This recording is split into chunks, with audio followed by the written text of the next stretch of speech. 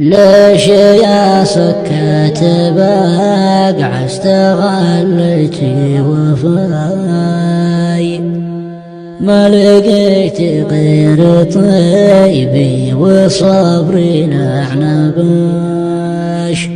ليش يا سكت باقع استغليتي وفاي ما لقيت غير طيبي وصبري نعنباش.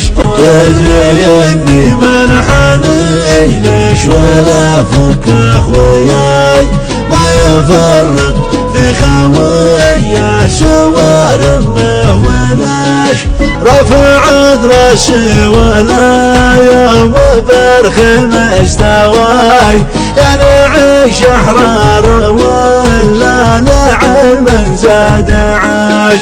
هكذا مبدأي واضح ولي منهج وراي وانا شفت السالفة ما سكرت النقاش.